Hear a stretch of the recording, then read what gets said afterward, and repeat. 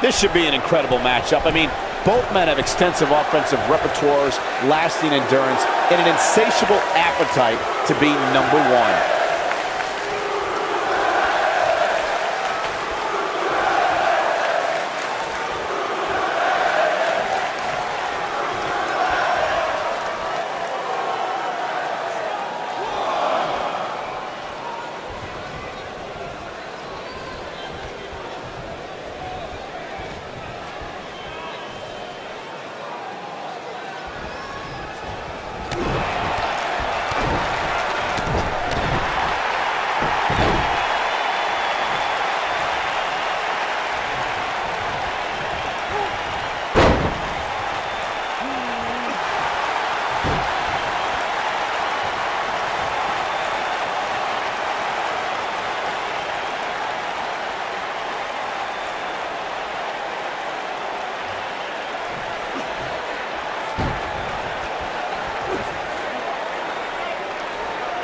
Guys, when The Rock first broke into WWE, he was often referred to as a blue chipper.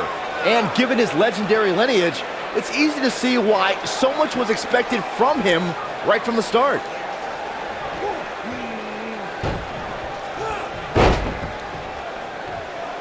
Hooked him. What a scary drop.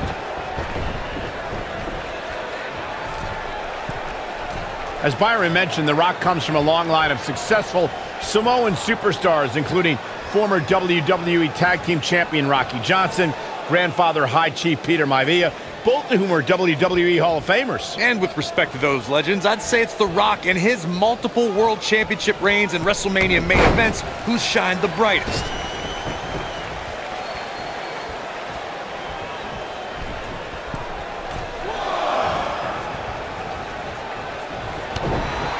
After Triple H, I never thought we'd see somebody use the pedigree in such a dominating fashion. The finishing move is just one of the things Seth Rollins acquired during his time as a member of the Authority.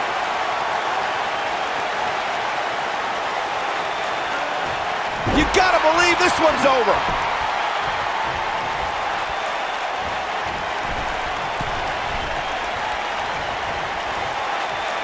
Some would say that Seth Rollins' career in WWE is the best example of a competitor's evolution. The pedigree is a finishing move that's helped Rollins climb to the top of sports entertainment. I'll never forget that episode of Monday Night Raw when Roman Reigns went for a spear and Rollins turned it into a pedigree. There's no doubt about it. The pedigree is a devastating finisher in the hands of Seth Rollins.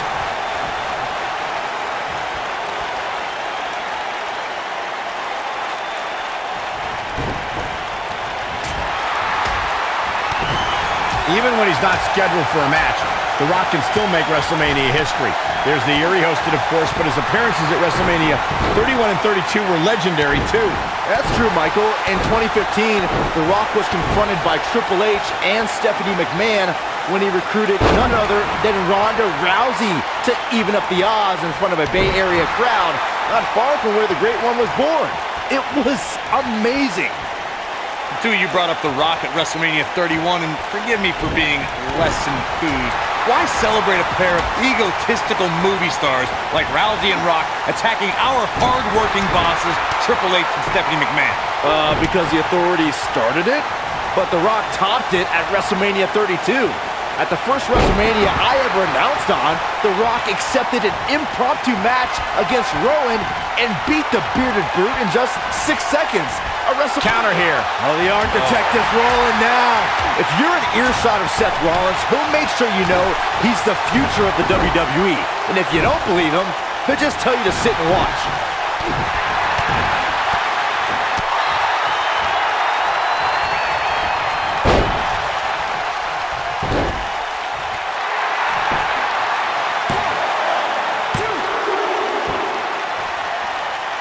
I have to partially agree with you, but the cover.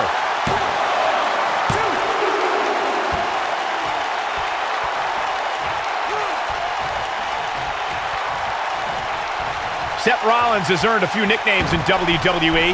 The Kingslayer, Mr. Money in the Bank, the future of WWE. But the one he's had the longest is the Architect.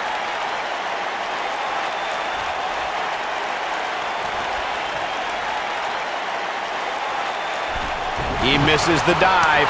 And unfortunately for him, there was no water in the pool.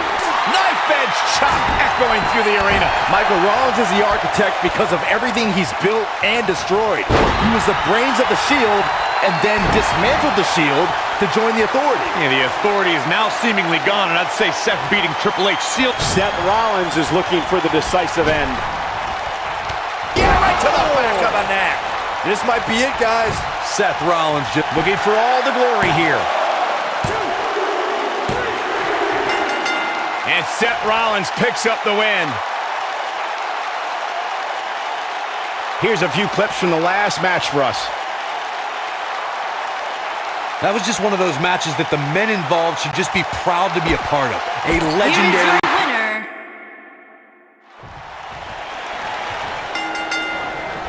And there's the bell. And here we go. This is the type of battle that you can show someone who's new to our brand of entertainment and say, this is what WWE's all about.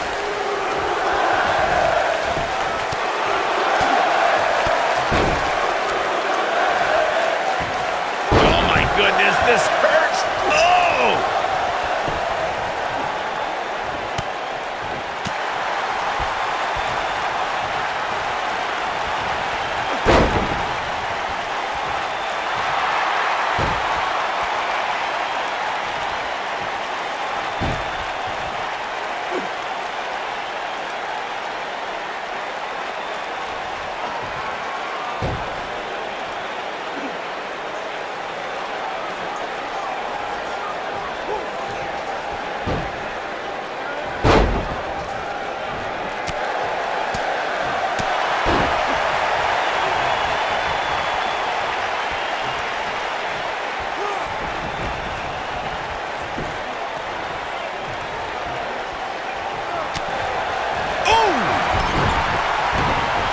What impact! Uh-oh, look at this! Oof!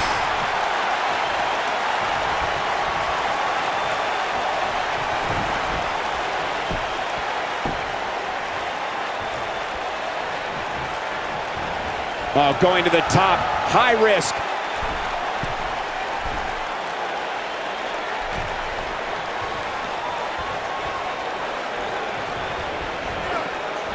The Rock has an impressive in-ring resume that puts him in the discussion for the greatest WWE superstar of all time.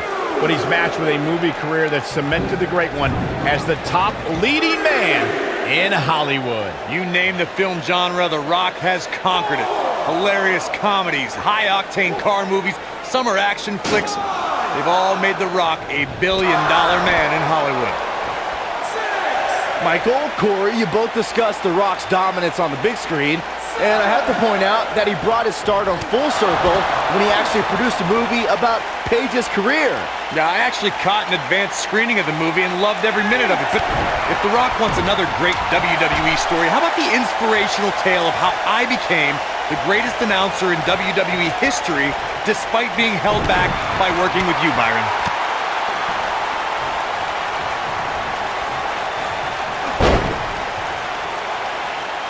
Seth Rollins looks to have been well scouted. Out-architected. Don't be surprised if he shrugs it off and comes back more motivated than ever. Yeah, but it looks to me like he still has plenty of energy in that body of his.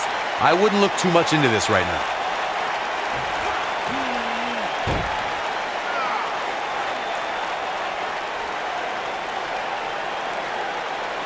Seth Rollins blends high-flying abilities with brutal, grounded strikes to keep opponents guessing. If you're an opponent, how do you find an opening? I've faced Seth Rollins many times, but that was before his injury. That right knee is a big target now, and I'd aim all my attacks right at that.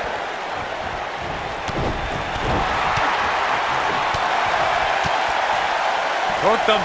That's going to leave a mark. And The Rock hits for the top rope. Going back to Seth's knee, I'm one to know that injuries are fair game, and Seth's was exposed to the world when he crumpled to the ground that night against Kane. You know, I actually agree with you, Corey. And his shoulders are down. Oh boy, he is rolling. The pinfall and the victory.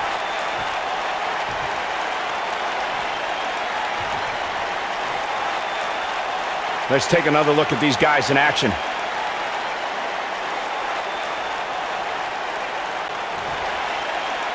here is your winner, The